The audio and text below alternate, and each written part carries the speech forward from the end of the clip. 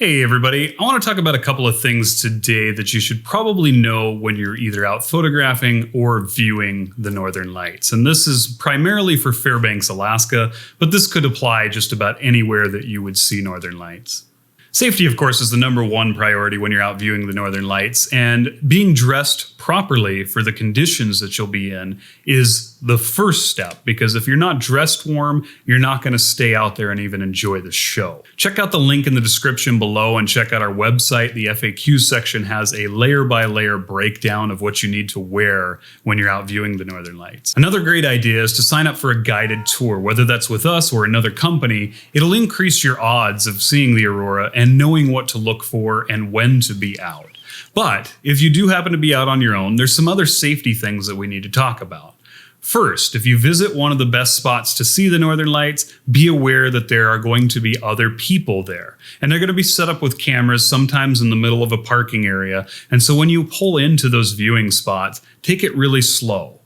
Then, as soon as you're set up and parked, turn off all of your lights, because those lights are disruptive not only to people trying to photograph it, but also to anybody trying to view it. In fact, when you just pulled in there with your vehicle, you probably ruin their night vision for about the next 10 minutes. So be aware of that.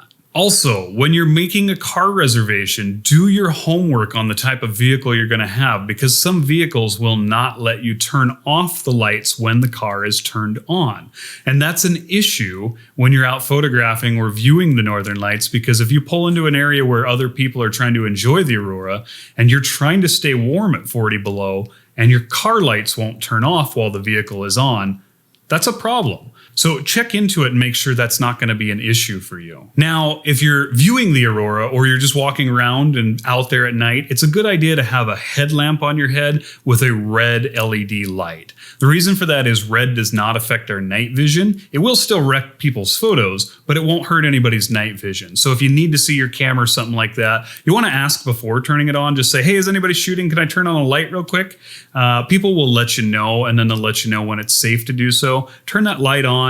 Do whatever you need to do with your camera, turn it right back off, and then everybody stays happy that way. Try not to crowd other aurora photographers or other aurora viewers. If somebody's taking photos and you're not, don't hover around their camera, because they're really focused on what they're doing, and you might spook them, you might kind of disrupt them, kind of hang out, but enjoy the show, but let people have their own space. Also, if you notice cameras out there, try to be aware of which direction those cameras are facing and don't walk in front of them, because if you stand in front of somebody else's camera, obviously you've wrecked their shot. When you're headed out to good viewing locations, be aware of the local laws. There's a few things you need to take into consideration. #1, we see a lot of folks that pull off to the side of the road in the middle of the road, and that's not safe for anybody. It's not safe for you, it's not safe for the traffic going by, and it just creates a hazard all around. So make sure that if you're going to pull off, you find an actual designated pull-off spot, and that you and everybody else going by you is safe. Also, keep in mind that Fairbanks often has ice-covered roads, and so if you're not familiar driving in those conditions, it probably really is a better idea to hire a guide to take you out to the prime locations.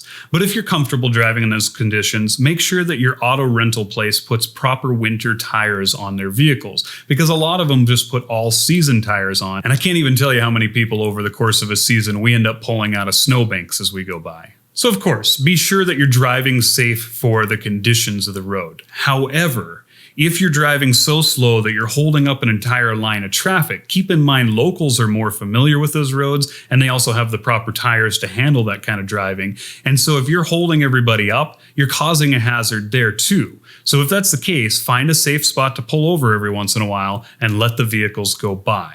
And finally, if you're approaching a vehicle either oncoming or you're following another vehicle, make sure that you dim your high beams. That's not only safe and courteous, but it's also the law. Aside from those things, just be safe, enjoy being out there, and enjoy Alaska. It's a beautiful place, and the Northern Lights are spectacular to witness, so have fun doing it, but do be safe in the process. If there's anything you guys can think of that I might have missed that will help keep people safe, leave that in the comments below for everybody so that they can check that out as well. If you guys enjoyed this or you learned something, give it a like, please. That really does help us out with the YouTube algorithm, and we appreciate it. And that's going to do it for me today. So we'll see you guys in the next video.